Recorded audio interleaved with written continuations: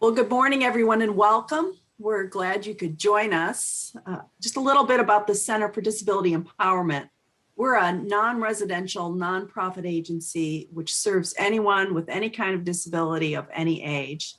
Our mission is to provide supports and resources for them to be more independent and to be active participants and contributors in the communities where they live and work, go to school, and they play alongside people who do not have disabilities.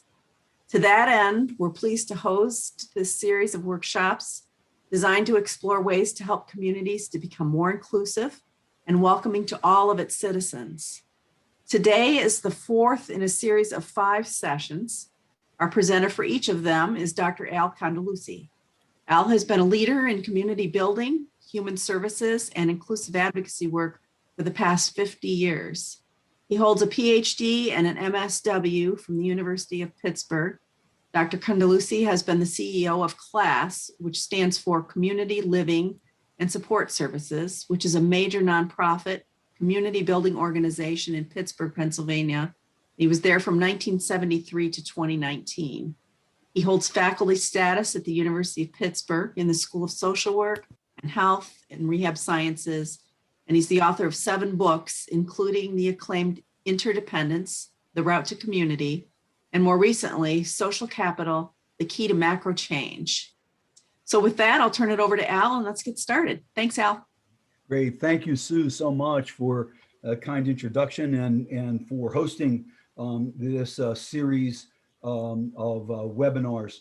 As Sue indicated, this is our fourth. We started this series really looking at social isolation and loneliness and the impact of anyone who is found to, finds themselves in a socially isolated situation. Obviously, that was a pretty powerful start for us because all of us, any of us, can relate to the feelings that social isolation brings. Here we are in a year. It's been a year for the pandemic and a lot of the social restrictions that we've experienced because of the COVID pandemic. And each of us have really, felt, I know certainly I have felt the pangs of being disconnected, being isolated from folks that I routinely see and took for granted prior to this pandemic. And so to start with thinking about social isolation was the very first kickoff of this webinar series.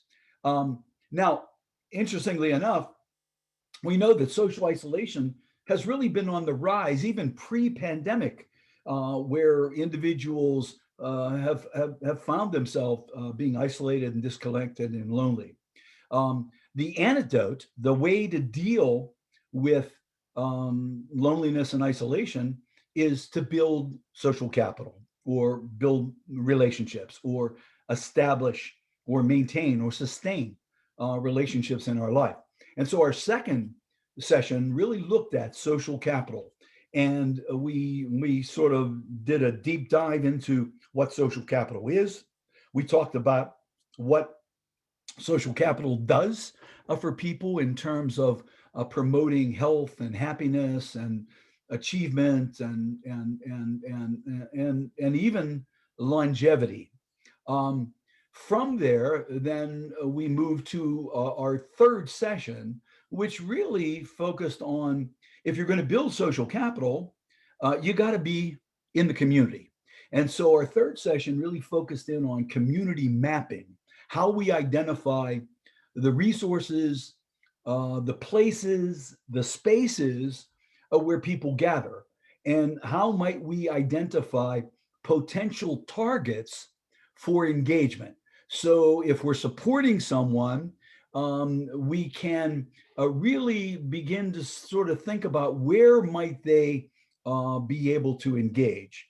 Now, obviously, in the throes of the pandemic, we're finding today that many places of engagement have either been shuttered or have been suspended for a period of time. But we all, anticipate that with the vaccines on the horizon and some of the curve beginning to come down, that we will get to some semblance of normalcy, and certainly some semblance of being able to engage and be again with people. That may be augmented or adjusted in some ways, related to how close we can get to people, or the continuation of wearing masks and other kinds of preventative things. And we don't know exactly what that future is going to look like, but we do know that people will begin to engage again. And so today's session really is the kind of the natural next step, right? Social isolation, the way you deal with it is by building social capital. By building social capital, you have to be in the community. And once you identify something in the community, how might we begin to analyze or understand the infrastructure, the way that that particular community group operates? And so we're going to dive into this today, this notion of understanding what infrastructure really means as it relates to community building, and then begin to identify ways that we can soften the social infrastructure, or try to have some impact in it, so that when folks that we are supporting, make the passage into the community, that community is more hospitable and more welcoming, more willing to absorb someone new. And in many ways, each of these topics are important, but the topic today is absolutely essential, because you can identify in the community resources that are there: clubs, groups, associations, leagues, places that people go on a regular basis. You can identify them until the cows come home. They're out there.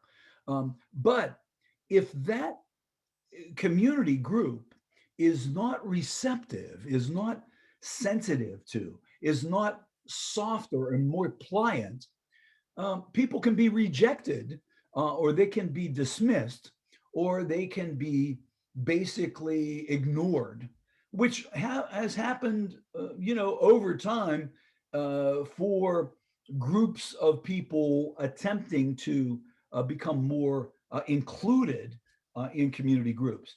And so our session today is really going to examine what are the elements of the infrastructure and how do we soften them.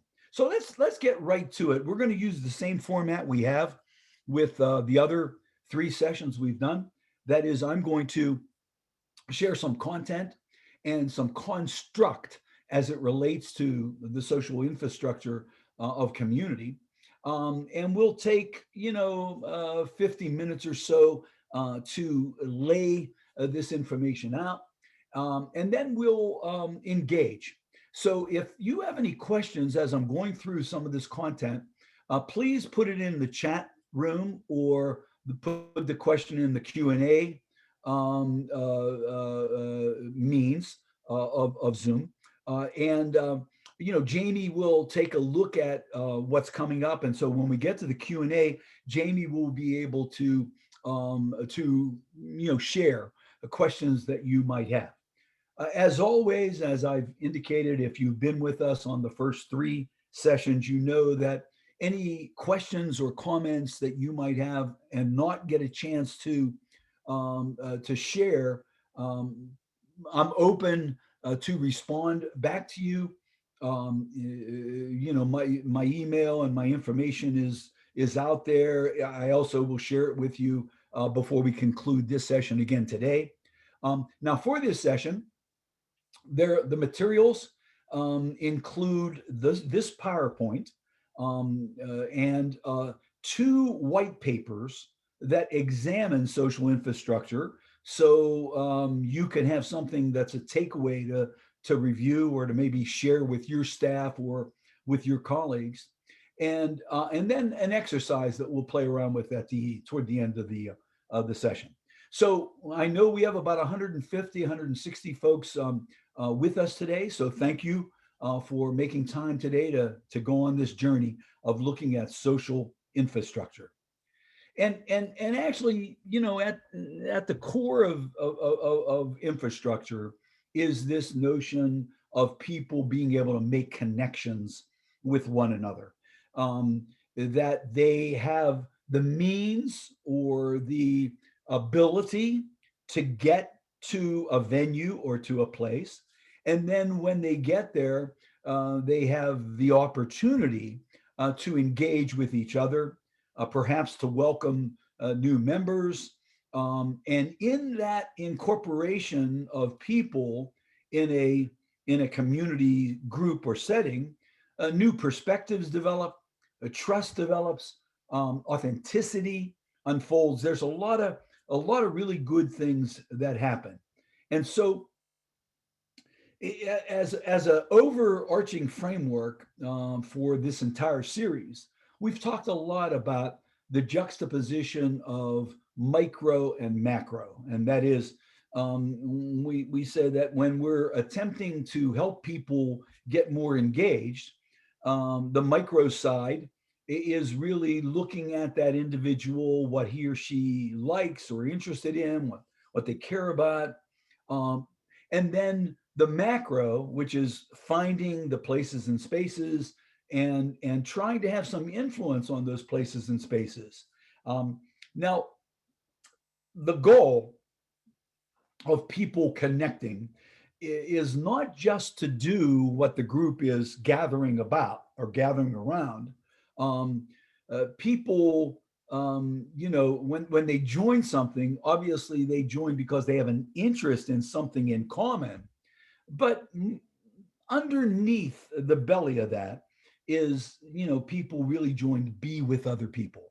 And when you are with other people, the opportunity to build social capital unfolds. Now, as we talked about in our second session, social capital is the value that people get from, their relationships. And that value can include, instrumental things where people actually do something for you and with you. They can include emotional value where you now know that you have someone you can rely on. And there's informational value where when you're with individuals, you learn things. There's information exchange that actually help you grow. And we know that the more social capital that people have, and the more the quality of that social capital, the better life outcomes unfold. We covered that in session 2. Now, the social infrastructure as a term is not social capital, right? But the physical conditions and the behaviors that determine whether social capital develops, right? So it's antecedent to social capital actually unfolding. And what research has shown is when the social infrastructure is strong, it fosters connections. It creates a greater possibility that people are going to be able to begin to develop relationships. And so this idea of social infrastructure becomes the font, if you will, for where social capital unfolds. And this can be both informal and formal settings. This is a photo, a family photo actually of my family. Our family elders gathered at a building we built on our hill. And some of you know my story. I live on Condeluci Hill. It's mostly family. And when we first moved up here, we needed, the family wanted some space for gathering right on our hill, so that nobody's home would be, taken advantage of or utilized over and above what they wanted it to be utilized. So we built a building. We called it the Cabana building, and in the Cabana building, in the back of the building, is a room we call La Stanza, and it's where our family elders gather. And of course, gatherings are always nurtured by food and by warm conversation. And this picture for me is very, very touching with my uncles and aunts, my mom and dad. So infrastructure can be created. You can find it. Infrastructure plays a critical role, and this corroboration between social connection and where people connect is really what social infrastructure actually means. Now, there's two tracks to social infrastructure. There's two parts to it. And actually, the term is more infrastructure, right? The one track is what we call technocratic. It is the physical engineering realities of the development of those places and spaces. So it includes things like, roads and water systems and sewer systems and community space, outdoor space. So when a city or when a community thinks about infrastructure, some part of it is, how can people get there? Can they park? Are the roads safe to get there? Do we have snow plow removal so that people can gather? So this is the technocratic elements. Now, obviously, for our conversation today, we're not going to really spend much time on technocratic stuff because we hope our elected officials and our civic leaders think about that. But any community really has to determine, are people able to get places safely? Do they have transit available to them? Do they have the kinds of things that will facilitate a connection? The other side of social infrastructure, though, is called the civic side, and this is the piece that we're gonna focus a little bit more attention on today, because the civic side of it really includes the promotion of voluntary associations that bind people together, that create the space for engagement. Things like block clubs and bowling league, gardening clubs, community groups that gather, trade associations in community. And so the civic side is where people gather. The technocratic piece is how people get there, and are they safely able to gather there? Running water, bathrooms, parking, all those other amenities that really make connecting easier. Okay? Now, we know that similarity and regularity become really important ingredients for building social capital, that people have to have a regular opportunity to gather. And so when we, last month, when we looked at the community mapping, we talked a lot about identifying the places in community that there is some regularity. But it serves us well to kind of review some of that, right? Now, in an analysis of social infrastructure, and there's been some really wonderful, research and writings that have begun to articulate things that make up the social infrastructure: libraries, parks, schools, athletic fields, playgrounds, common areas, sidewalks, and benches and courtyards, and just space, green space that makes people feel better about those common areas. Civic groups that gather, that people generate. Some of them formal, maybe some of them informal. Yeah, I'm a member of a group. We call it the Social Justice Conversation Group, right? And it's a group, about 35, 40 people are members. Not everybody shows up. We meet once a month. Not everybody shows up at those meetings. And of course, recently we've been, meeting by Zoom, but it's a group of people. Again, we have no elected officials. There's no dues. There's no formality to it that way. But there are, because we meet regularly, there are rituals and patterns, and I'll get into, some of those elements of groupings of people, the infrastructure of settings.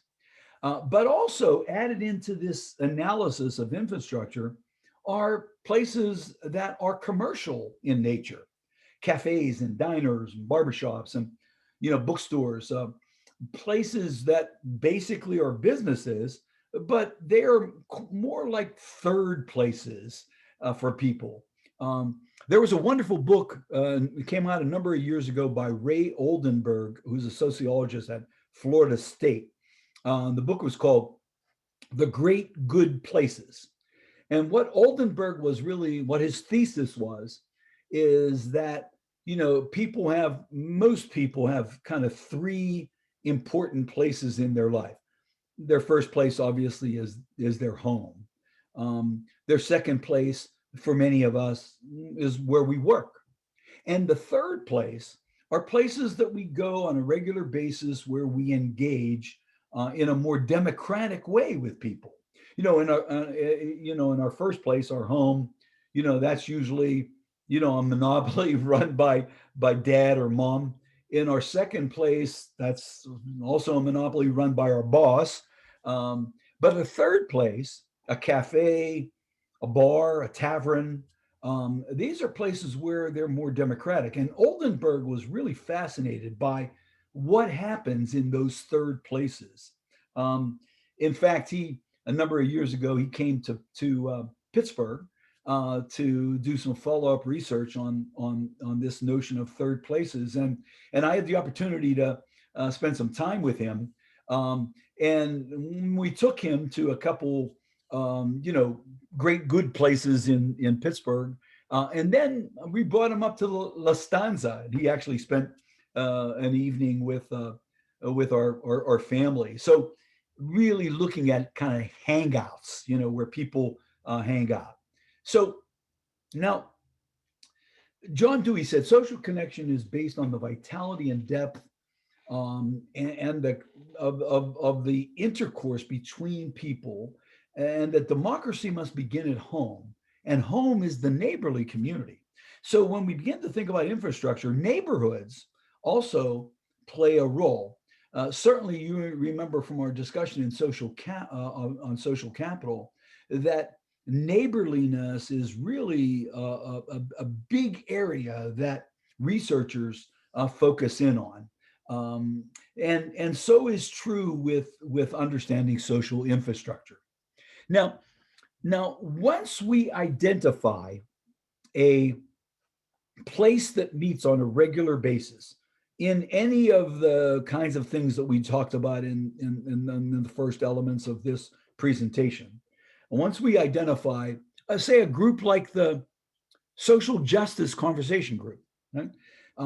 Know that any group, whether it's formal, that has, people join as members and there's officers and there's dues, or whether it's informal, like this, Social Justice Conversation Group, elements begin to develop inside that gathering place, and especially if it's regular, if that group gathers again and again and again, a number of expected behaviors begin to develop. Now, if a place is more formalized, say,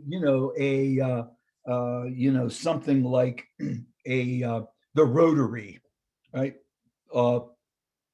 there's a real formality. You know, you petition to get in, somebody invites you, somebody brings you in, and there are clear rituals and and patterns, and jargon and a history. Um, but even a group like the social justice conversation group has these things as well, right? And so when we're thinking about meaningful community engagement to thwart off social isolation for someone who's at risk, um, and we find a target, we find a commensurate point of connection, some group that gathers around something that the person that we're supporting is interested in. The understanding the social infrastructure is to understand how does it manifest, how does this group behave, right? And now each of these are really important elements, and you know, you can think about experiences in your own life where places that you go have these things. So rituals is the first, and rituals are the shared predictable behaviors of a group.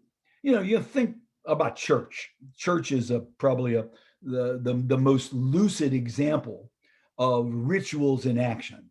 I remember when I was a kid, my dad, you know, bringing me to church for the first time, and you know, I can remember it almost like it was yesterday. You know, we walked up these steps, and my dad opened these big doors. They were huge, and the doors creaked as they opened, and as we stepped into this building, my dad stopped and pointed out that there was a cup of water that was in the doorway. Right, it was suspended in the doorway on a little metal holder. And my dad said, "Son, this is holy water." Right? He said, "What we do is we take 3 fingers and we dip our fingers in the holy water. We don't splash the holy water. We just dip enough to get our fingertips wet. And then we take our wet fingers and we touch our forehead, we touch our chest, we touch each of our shoulders, right?" And he said, "This is the sign of the cross." Now, you know, I'm a kid. I don't, what do I know? I mean, the sign of the cross is, you know, water on your head. What is, you know, but it was a really important ritual in this particular, you know, setting where my dad, you know, and our family went every week, right? And we walked in, and it was a big, you know, ceiling, and there were, you know, there was a little bit darker, and we walked in, and my dad said, "Son, this is our pew." And I said, "Well, it does smell in here, Daddy." You know, jargon, pew, right? Pew is a word that we don't use very often outside of that setting, right? Um, and so we go in the pew, and you know, my dad pulls these things down that are at the bottom of the pew in front of us, and he says, "Son, these are kneelers. We're going to kneel down and pray." Okay? And you know, and so my dad pulled this little thing down, and he knelt on this, and you know, so I knelt next to him. I just was mimicking what he did. But the, you know, the ritual then of praying, and while we were in the middle of our praying, some bells rang, and my dad stood up right away, and so did everybody else. And so I stood up too. And down the center aisle comes this guy. He's wearing like, you know, like a hood, you know, and there's the little kids, and they're wearing these hoods as well, and they're walking down and the aisle, and they go past our pew, and they go up, you know, in front of us, and you know, all those kinds of rituals, the songs that we sing, and then we're standing, and then we sit, and then we stand, and then we kneel, and then we stand, and then we sit. You know, all that stuff are rituals built into the Mass, the Catholic Mass, right? But any group, your family has rituals. You think about, the things that, I mean, just think about any time you go to, your mom's for Sunday dinner, where the rituals of Sunday dinner, right? I mean, and the patterning that we have is where we sit and where we position ourselves, right? The pews that we have now in your own family, when you have Sunday dinner and everybody comes over, there's particular places. Think about Thanksgiving and the where you sit. You probably can see your seat right now, and it was a seat that you proudly moved up from the card table where the kids were, when you get old enough, to the main table, right? And so patterns are where people position themselves, right? And in a setting. Now understand, this is really powerful, because if you're helping someone get involved in a new setting, let's just say church, for that, for a person who's spiritual and they want to engage, and so you're facilitating them to a church. You've got to understand that probably people in that church have their own routine pews. I know the Condeluci family have the same pew that we had when I was a kid. That's the same pew I sit in with my family today, all these years later, right? Now, that notion of patterns that you can predict become really important to human beings. We're insecure animals. We want to know where we belong. I mean, think about when you've gone to a party, or gone to somebody's home for dinner, and you walked in, it's first time there, and the table is all set up, and you're feeling awkward, like, where's my seat? You don't want to take the daddy seat, and in fact, daddy and mommy have their specific seats. I mean, even in the living room, mommy has her seat, daddy has his seat, and then the kids position themselves around that. And if you take somebody's seat, that's a faux pas. That's a bad start in terms of being absorbed by the social infrastructure of that group, right? So understanding the rituals, what are the behaviors that are expected, where you position yourself in that new setting. Are you going to take somebody's seat? Think about Sheldon Cooper's seat in The Big Bang Theory on the couch, right? That's his seat. And the minute somebody takes it, oh my God, and then he goes into his foray, right? So the notion about identifying where your space is going to be becomes really strategic in community building, right? You don't want to take somebody else's seat. I mean, just think about your work. If you probably have your own desk or pod or office, perhaps, depending upon, your situation, that's been assigned to you when you first penetrated into that new culture of work. Somebody had assigned you, here's your desk, Al, and that's where you sit. Now, if one day you go into the office and you take somebody else's desk, right? Or your boss's desk, you go into the boss's desk, you can move things off and say, I think I'm going to sit here today. Wow, there's going to be repercussions there.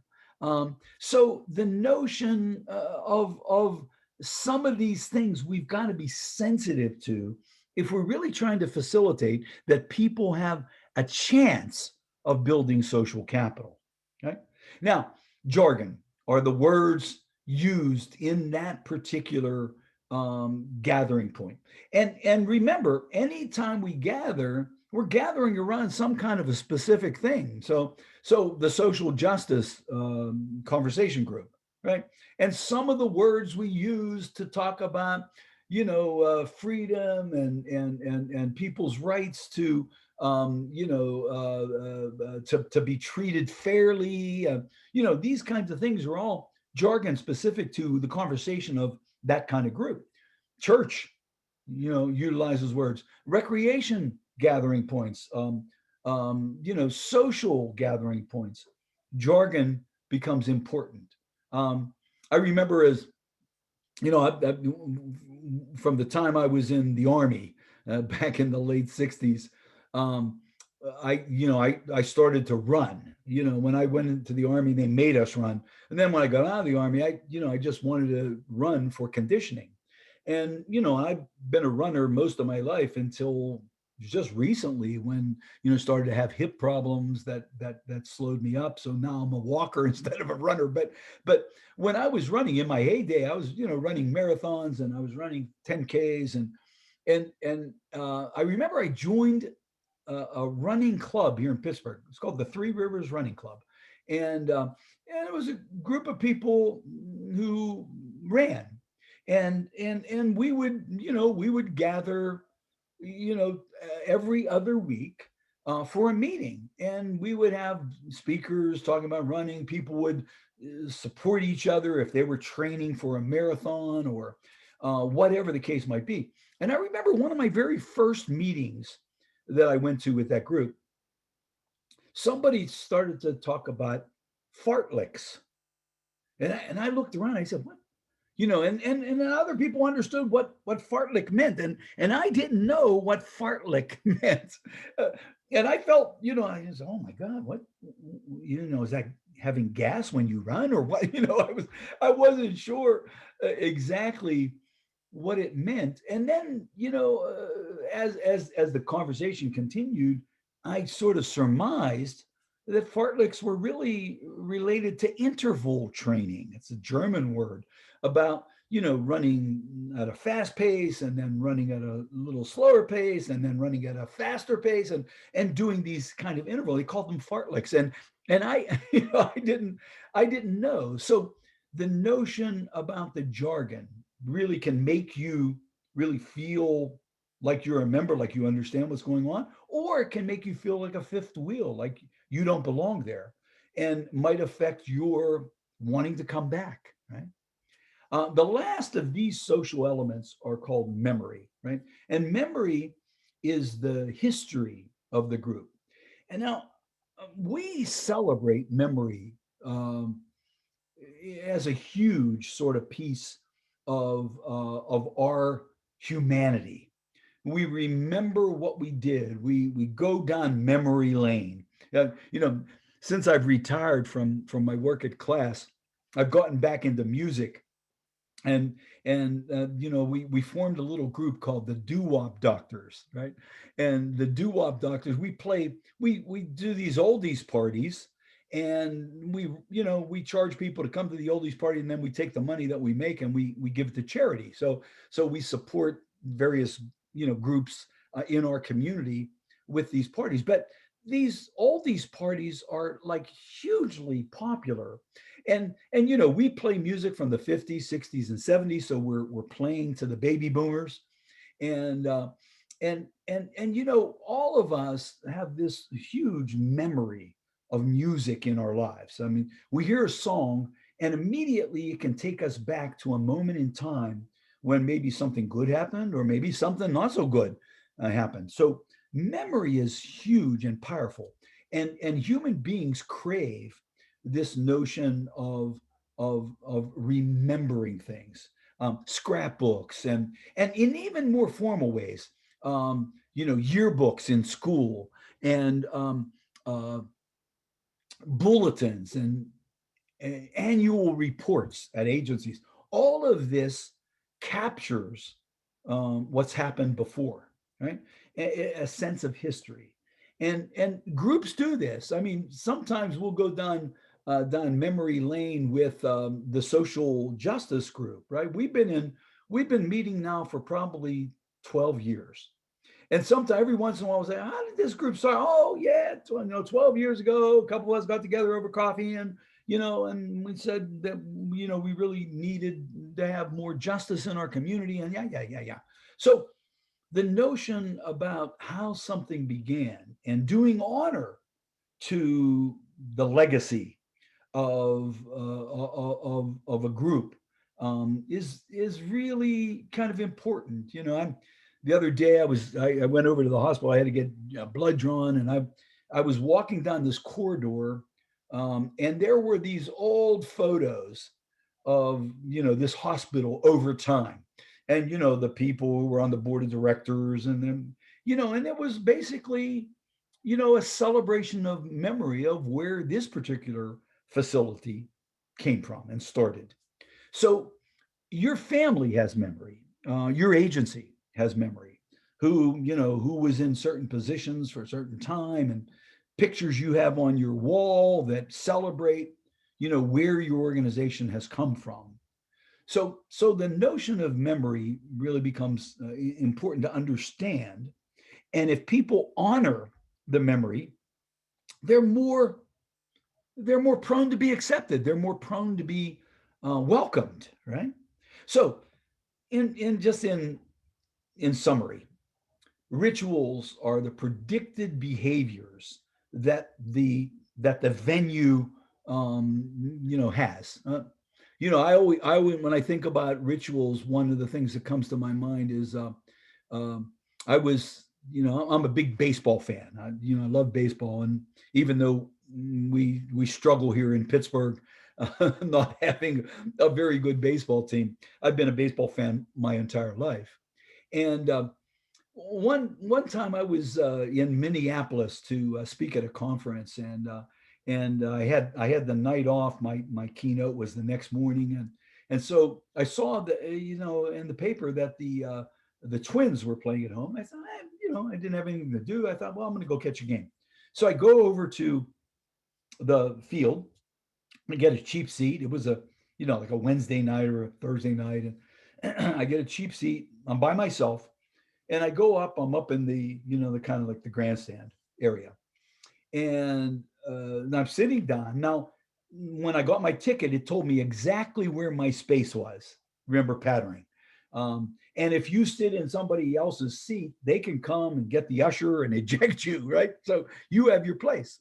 So I sat in my seat, and I'm looking around before the game starting, and I notice sitting off to my right, kind of in front of me, but about 3 rows in front, there were a couple of young kids, kind of like grunge thing. They had their hats on sideways, and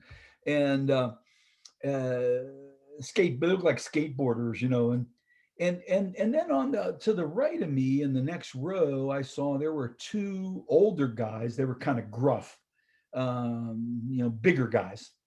And then, you know, I'm sitting in my seat in my row. There's not that many people in the weekday, and a ritual occurred at the stadium. And I know you know what I'm referring to, right? The national anthem. And we all know that ritual if we've been to any sporting event, not just baseball game, but because we know before any event, you know, there's a pause. People stand up.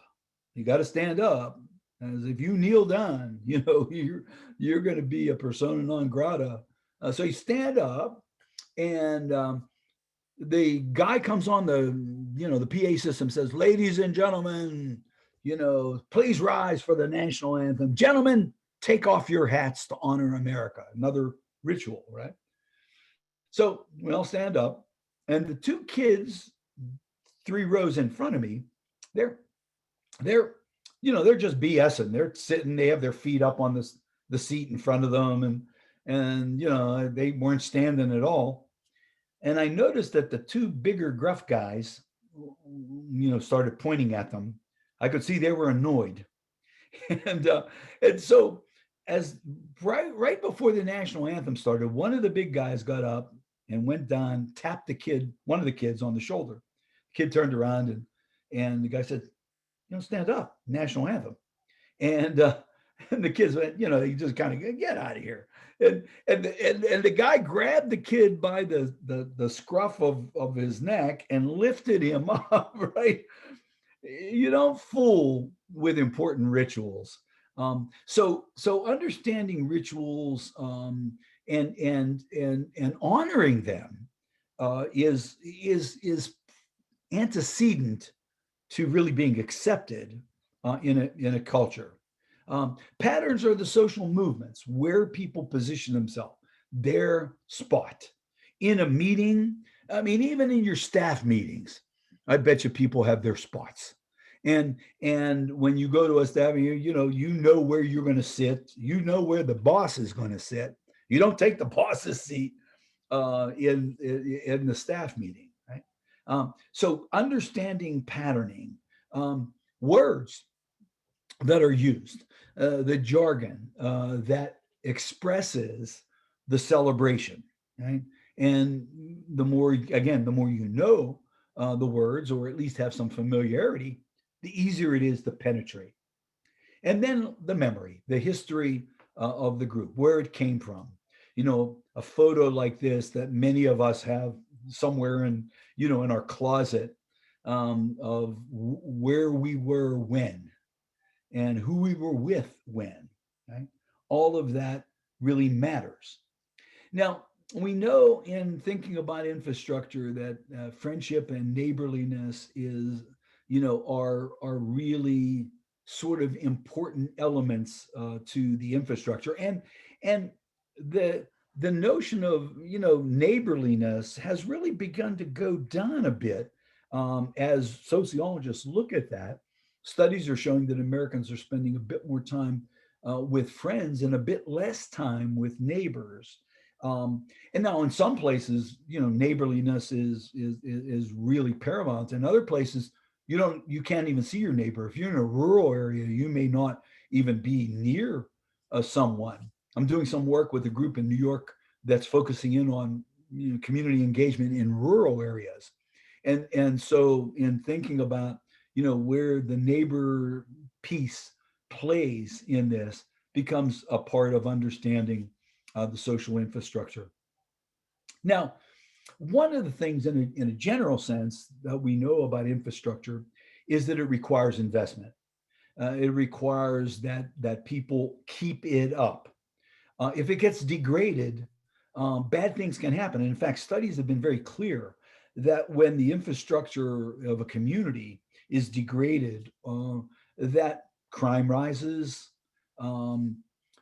distrust rises, people begin to their networks begin to weaken. So the upkeep of social infrastructure is really, really important, and investing in that is important.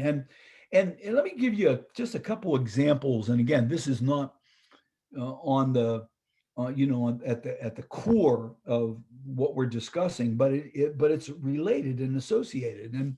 And there's been examples of how communities have invested in creating spaces where people can gather. Right?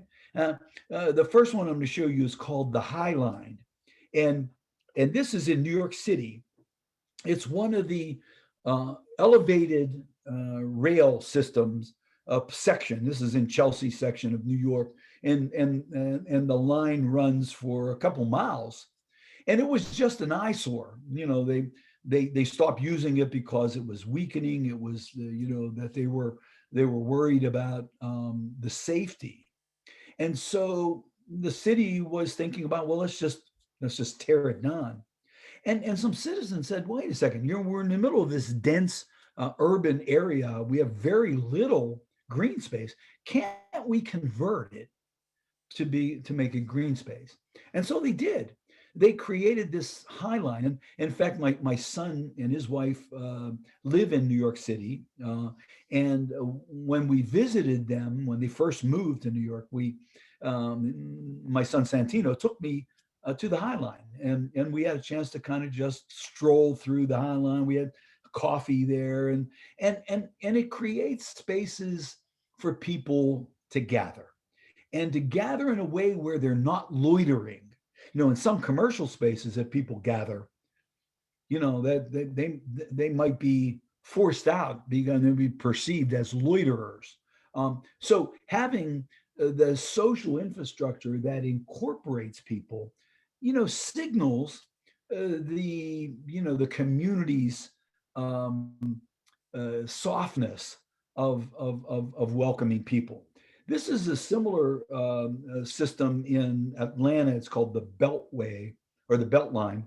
And the Beltline was just this old area that was reclaimed and then turned into green space, gathering space. This is the Anzac Bridge in Sydney, Australia, which was converted to incorporate, pedestrians who could cross the bridge, and there were places that you could just sit and and have wonderful view of the skyline, and so this investment in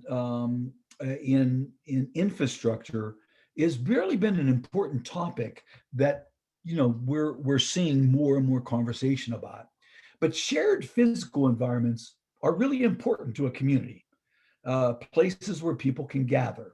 And again, they include not just outdoor space like the High Line or the Beltline, but places like community centers and coffee shops and libraries.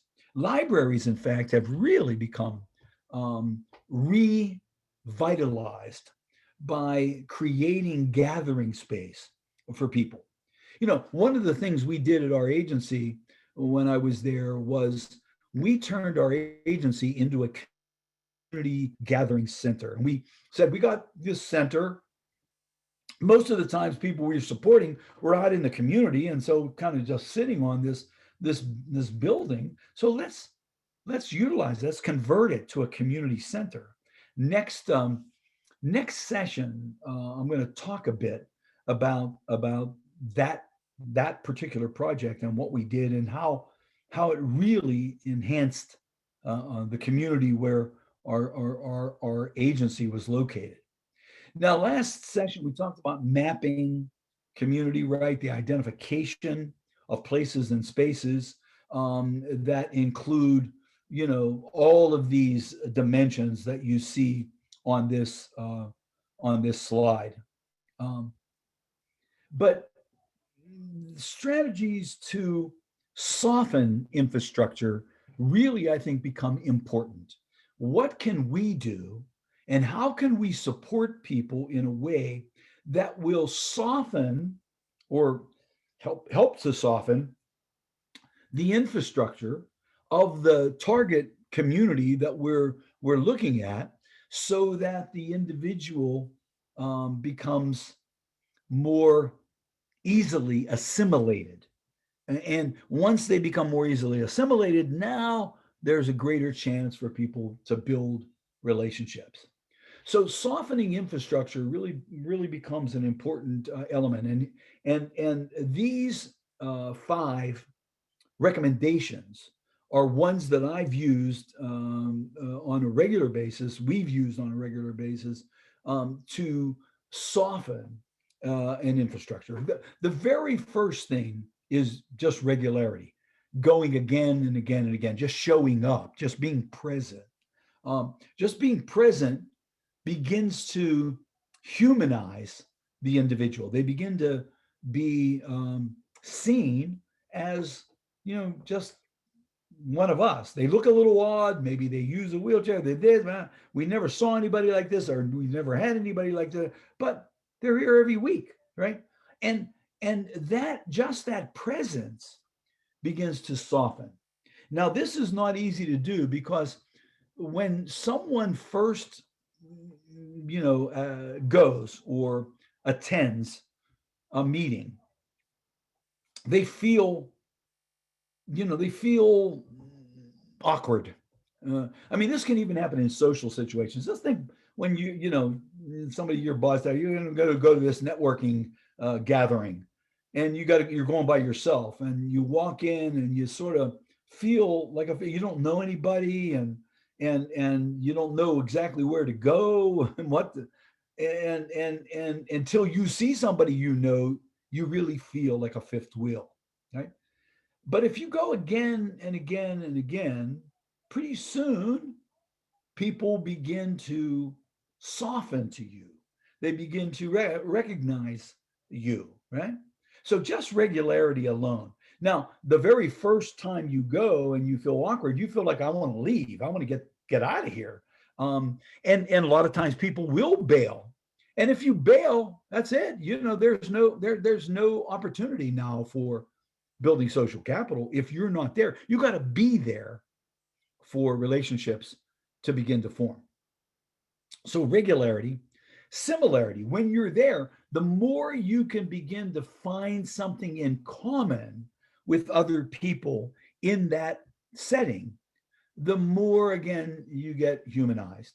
Similarity is really, really a powerful thing. And again, just think about the times that when you've gone somewhere, your very first conversations with people become fishing expeditions to find commonality. Like, where'd you go to school? And, what kind of music? And, people look for similarity. I mean, studies have shown that when sociological studies have shown that when people go or penetrate into a new group for the first time and they're by themselves, the very first thing that happens is a subliminal energy to go closer to people you think are like you, right?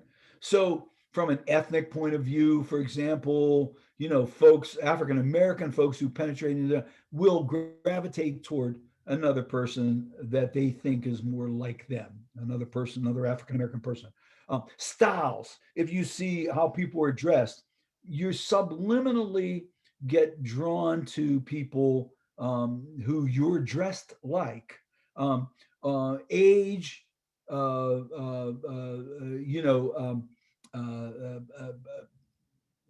perspective. Once people are talking, you sort of you get drawn to them. So this idea of similarity is really, really an important element. And that prior to getting people engaged in a community setting, the more you begin to know and maybe even coach the person that you're supporting around some of these things, the easier their inclusion is going to be. Active participation. You don't just go and stand on the sideline. You go to participate, to be a player. I remember when our kids were in school, and my wife went to a PTA meeting, and when she came home, she said, "I think you should come to these PTA meetings." And I said, I'm busy, I'm traveling, I'm writing, I'm doing this, I'm doing that. And she shamed me into it. She said, "There's nothing more important than our children." and so the next PTA meeting I went to, and I was thinking, as I was at the meeting, I'm thinking, well, if I'm going to be here, and I got to be here to keep peace in my family. If I'm going to be here, then hell, I'm going to join a committee. I'm going to, dive into this experience. I'm going to be here anyway. Why not? Right. So a couple months later, I ran for president. I became the president of the PTA. But that notion of participating, when people see you participate, they know, oh, man, this person's serious about our group. They really want to be a part of us. Right? Respect for the culture, not just the rituals of the culture, but respect for the people in that setting. And then lastly, and this is one that we'll sort of begin to wrap up with, alignment with a gatekeeper. Right?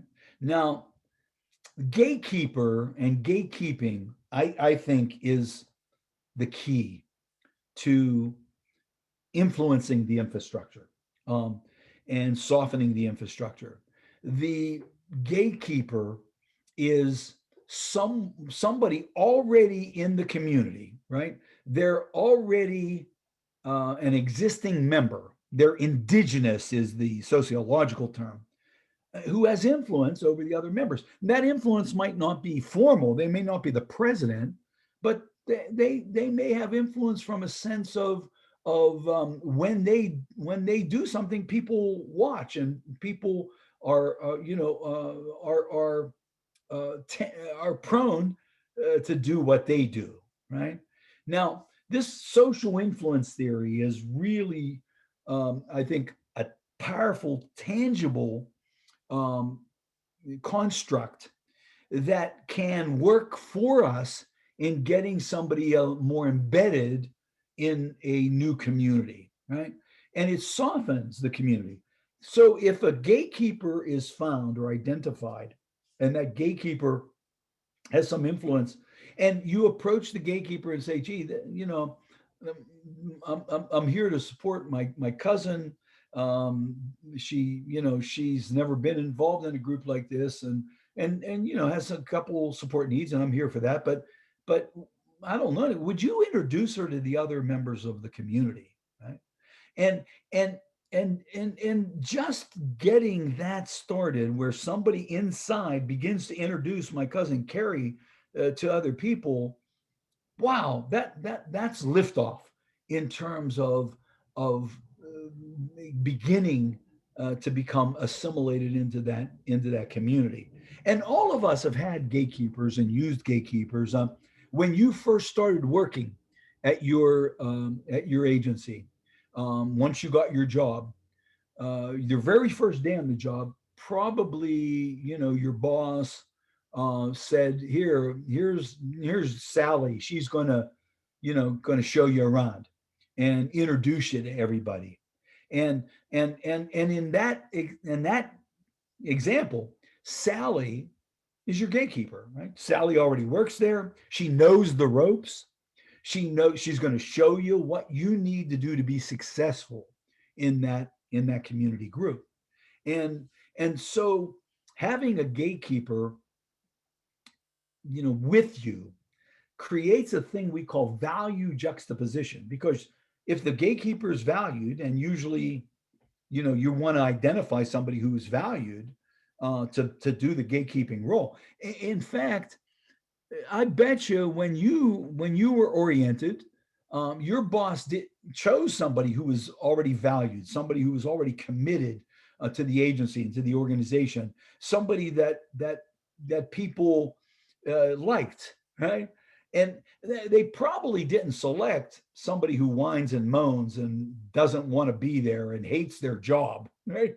They're going to identify somebody who's positively seen in the community, because your value is going to go up if you're with this person who's positively regarded by the community. Right now, how would we identify a potential gatekeeper in a new group?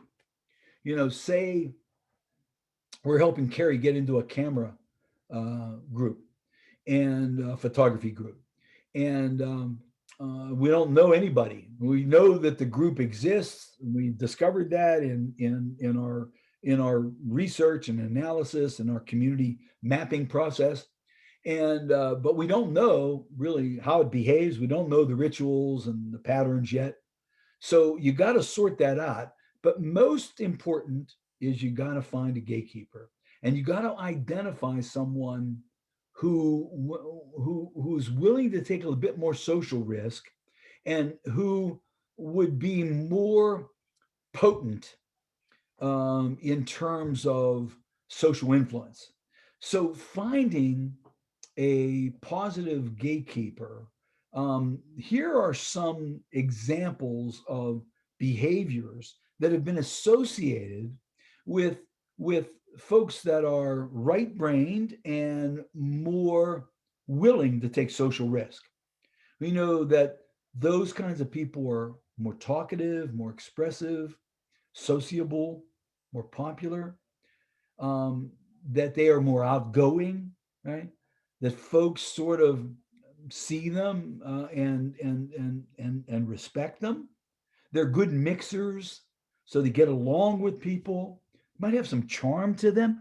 Those kinds of descriptors are things that you're going to look for if you have to try to find a gatekeeper. Now, remember, you can't bring somebody into a group or a club you're not a member of and say, "Hey, everybody,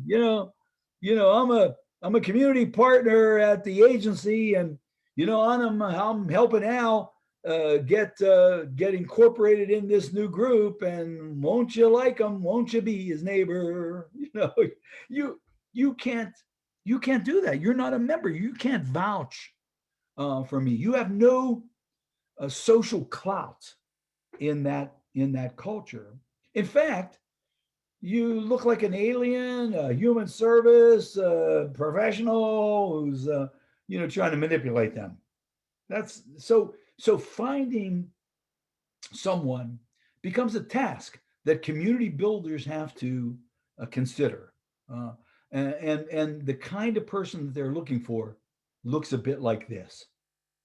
So enlisting the gatekeeper um, creates a value juxtaposition. And that's a big word. All that means is you identify somebody who's already valued and they're juxtaposed, or they're side by side, somebody who's new, whose value has not yet been established. And when they're seen together, the newcomer's value begins to rise. It doesn't go all the way up to the level of the gatekeeper, but it goes high enough for other people in that culture to, in fact, pause and say, "Oh man, that person really looks different. They look a little weird, but they're with Sue, and we like Sue, so they must be okay, right?" I mean, that kind of endorsement. So, every accomplishment starts with the decision to try. And in this voyage, what we've really been looking at is how do we combat social isolation? We combat it through people building social capital. How do they build social capital? They got to be in the community. We identify the community. Now we've got to soften the community so that they have a greater chance to build social capital. Everywhere you are shapes who you will be.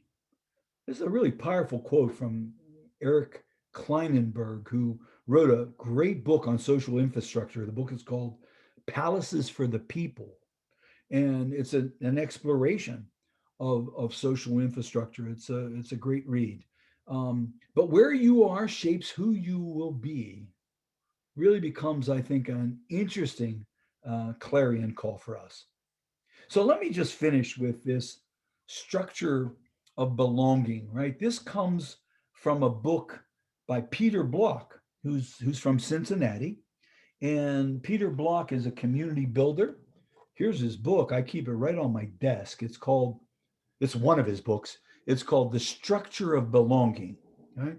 And I pulled this out from the book. And what Block says is the need to create a structure of belonging grows out of the isolated nature of our lives and our institutions and our communities.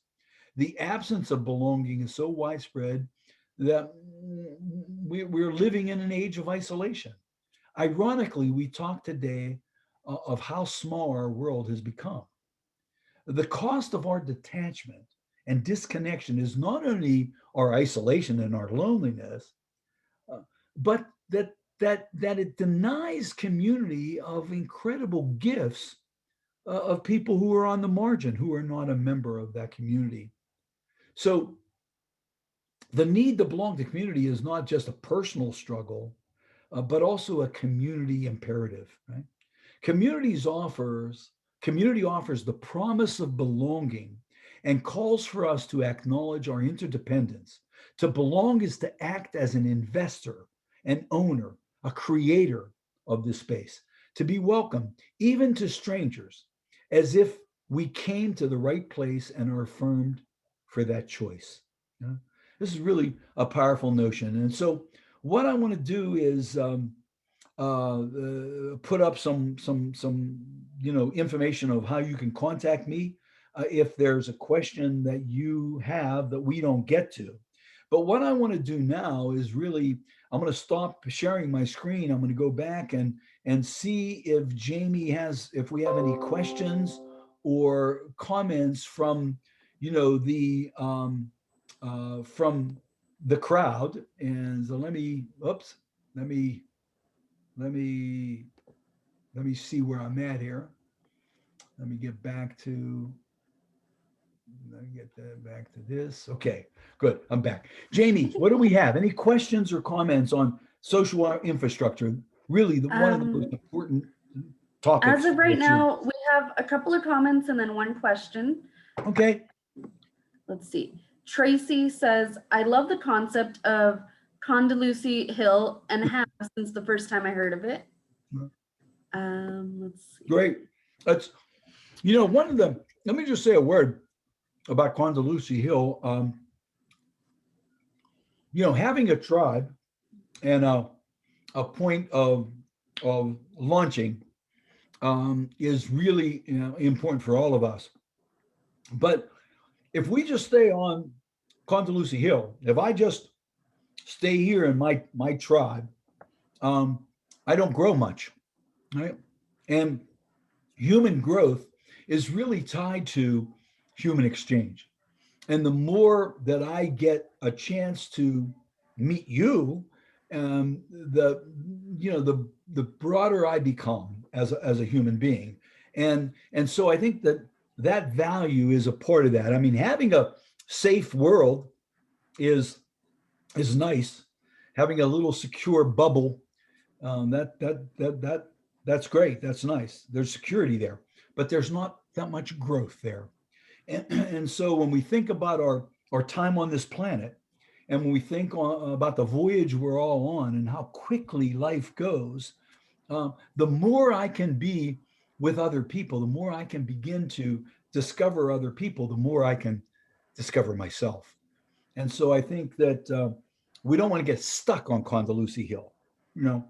We want to be out there with you. Next comment, Jane. Next comment, Kim says, I think I have made the mistake of sitting at the boss's desk, but was unaware of doing point to understand. That is great. We've all made those faux pas. I got to tell you an interesting story about taking people's space. My mother, my dad had Parkinson's. I think I've talked about that in past sessions, and his Parkinson's, was pretty overt.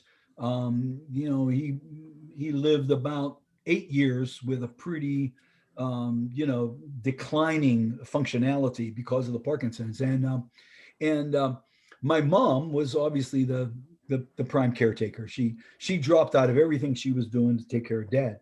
And with Dad, we all then pitched in toward the end to provide supports to Dad. But one of the things my mom loved to do that she gave up was bingo. She just loved bingo. And, our church has a bingo every Wednesday night at the social hall. And my mom was a regular. And she gave that up. And so after Dad passed, Mom was, doing the old Italian thing, wearing black and grieving. And finally, I said, Mom, you just can't sit here. You gotta get back out there. Let's get you back out there. And I said, how about bingo? Let's start going. I'll take you over to bingo. And so she said, I don't know. And I said, come on, you loved it. So she said, oh, she agreed. So we arrive at the bingo social hall on the Wednesday night. This is at, our parish, Mother of Sorrows is the name of the parish.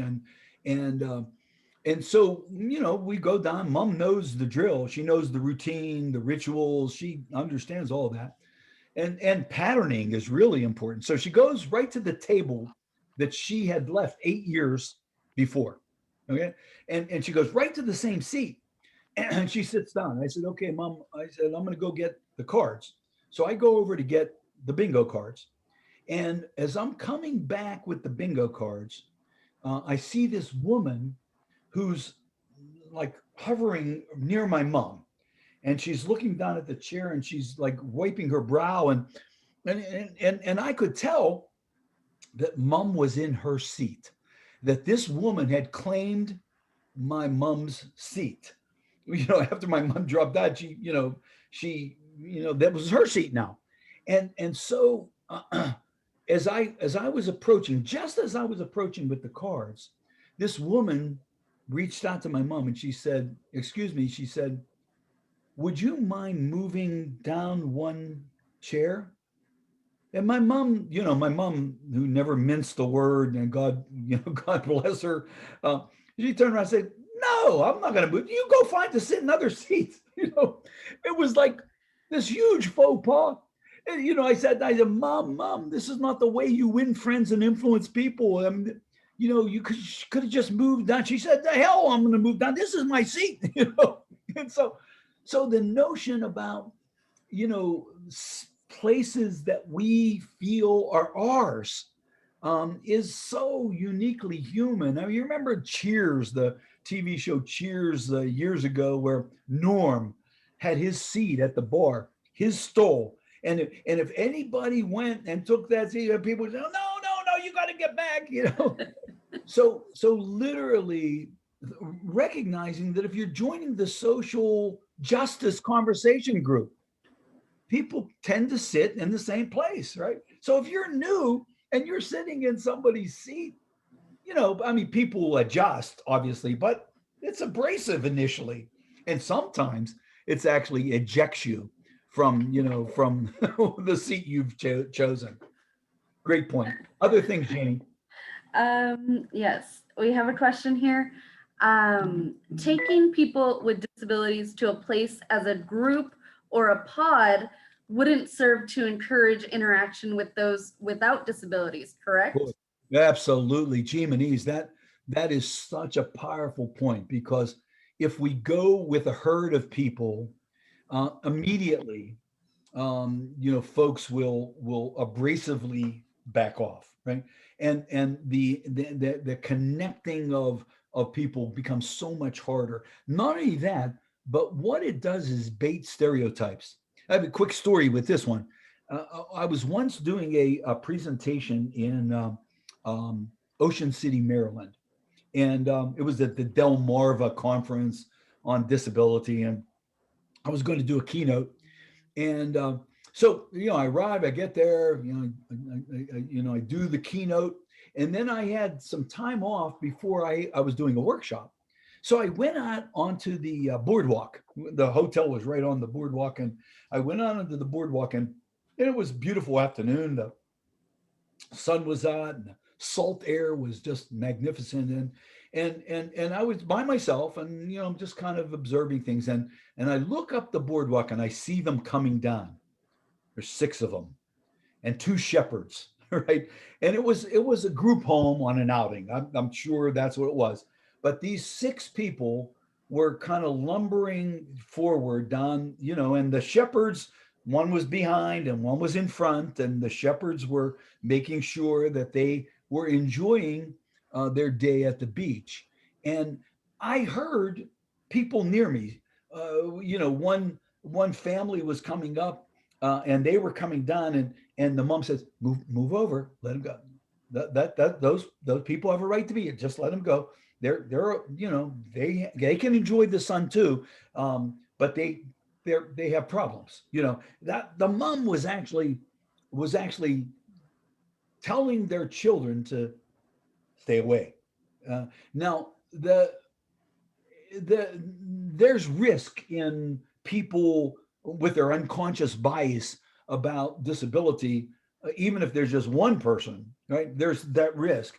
But once you get 4, 5, 3, 6, 8 people with disabilities in a herd, man, oh man, it's all the wrong imaging. The optics are absolutely work against inclusion.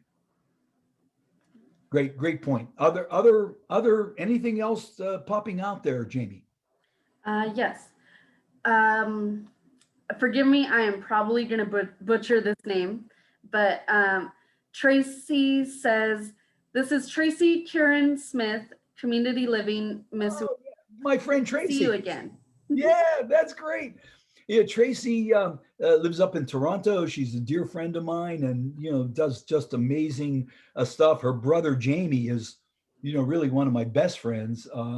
Involved with Community Living Mississauga, which is a incredible, and they're doing some amazing work. Community Living Mississauga. In fact, I've worked with them in the past, and what they most recently did was begin to um, get the rec center to create the teachers, the teachers in the rec center who handled the classes that they had, to in fact be more willing to be gatekeepers for individuals who happen to have disabilities that were enrolling in class from Community Living Mississauga's support system. And so I did a whole series of trainings with the the teachers, if you will, I guess the class leaders at the rec center, who, I mean, the rec center is just a generic place where people who live in Mississauga can go to learn how to ice skate or to learn how to do this or do that. And it was really just an amazing opportunity for individuals with disabilities in Mississauga to begin to build relationships. So Tracy, it's so good. I'm so glad that you're on the call. Thanks for joining us. I can't wait till I see you again. Next question here. Do you have any resources that specifically address social engagement during the pandemic? Any great resources to connect people with other people these days? Yeah, yeah. Well, I mean, the options are limited, as we all know. What we have Zoom and we have Skype and FaceTime and there are these virtual um, medians.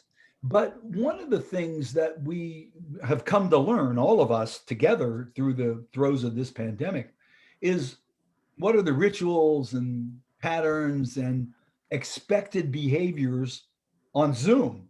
Okay. So very much like if you're joining an actual group, you want to respect the expectations of the culture. You want to show up on a regular basis. You want to try to actively participate if you can, right? So all of those kinds of things that we talked about in a more tangible way translate to some virtual medians. To stay on mute until you have something to say, right? So your dog barking in the background doesn't disrupt the proceedings. So there's protocols that that happen in virtual land. But you know what? I got to tell you, just to that point, um, I'm going to be doing a webinar later in April with the National Association of Direct Support Professionals, and and it's going to actually be on the pros and cons of um, of Zoom. Okay? And we're going to focus in on Zoom, but the protocols are the same on almost all these platforms. And what we're really going to look at, it's going to be a dialogue about what is good about Zoom that we can use even as the pandemic recedes, and what's bad about Zoom that might cause us to lessen our actual involvement when the pandemic ends. And so what I'll do is I will I'll when we get the dates. In fact, I have a call with their director on Monday to get the date and to sort of set the dialogue up. And it's going to be an available conversation on the pros and cons of Zoom. And we're going to probably do that toward the tail end of April. We haven't gotten the date. We're going to decide that Monday. But once I have that, I'll let everybody know, because our last session in this workshop series is going to be in April. And I'm just going through my calendar here. It's set for April the 6th. Fourth. Oh, 6th. April the 6th. So by then I'll know about that webinar. and I'll be able to give you the link or the information in terms of how you register. Let's see here, a couple of questions. Thinking about how much social justice is impacted by deliberate decisions not to follow rituals or to disrupt patterns. I'm imagining a church potluck. What would it be like if at the end of the meal, none of the women jumped up to clean up? Yeah, yeah. Well, the interesting thing is that, in social disobedience, and there's some theory behind using civil disobedience as a median for, of spotlighting your cause, right? And organizers and community builders know that you can be more radical about this by disrupting the rituals and the expectations. And when you do that, you spotlight your issue. Now, sometimes, that works. Anybody who's really looking at civil disobedience as a methodology to promote a cause has got to really weigh the pros and cons of the disruption and the effect that the disruption might have on the intentionality, right? I mean, just think about January 6th at the down at the Capitol, right? And the insurrection that, and there was a community gathering, and the Trump supporters were all gathering about that they wanted to show their support for the president who lost the election, right? And then it turned into civil disobedience, right? And then it turned into crime. Yeah. So the notion of the methodologies we use in civil disobedience as organizers, as activists, we've got to measure what are because there's going to be a downside to that. So we got to measure, is the upside outweigh the downside? Because anytime, even in a disruption where the church ladies, decide that they're going to protest having to always clean up after the event, what is the ripple effect of that? When and does it will it achieve what we want to achieve? So there's a whole ramifications of strategy here that I think a good organizer looks at. And I'm one of the people who have been involved in civil disobedience and have been arrested. So I understand that agenda. Just a quick example. We were supporting a family who was petitioning the public school where her son went, to change the IEP, right? And the school had the IEP and the way they wanted it. And, this mother was fighting that. She wanted other things in the IEP. The school wouldn't do that. She was using all the methodologies inside the system to try to combat this, to make a change. They all failed. So what she ended up doing, and we actually supported in this, was she chained herself to the flagpole in front of the school, right? And chained herself. She was sitting in a lawn chair. She chained the lawn chair to the flagpole. But it was a disruption. It was civil disobedience. But man, did it get attention, because the minute she did that, and some of the people in the school, the superintendent, security people came out and said, please, can you please leave? You can't do this. And she said, I'm not leaving until we're able to negotiate what we think is best in the IEP for our son. And they said, look, you got to leave. And she said, I'm not leaving. You're gonna have to throw me out. And of course, some of the allies called the press, and the press showed up, and the microphone right in the in the face of the superintendent, why is this woman chained to the flagpole? And then what, in the microphone over to her, what do you want? And she said, all I want is what any other parent would want for their son or daughter.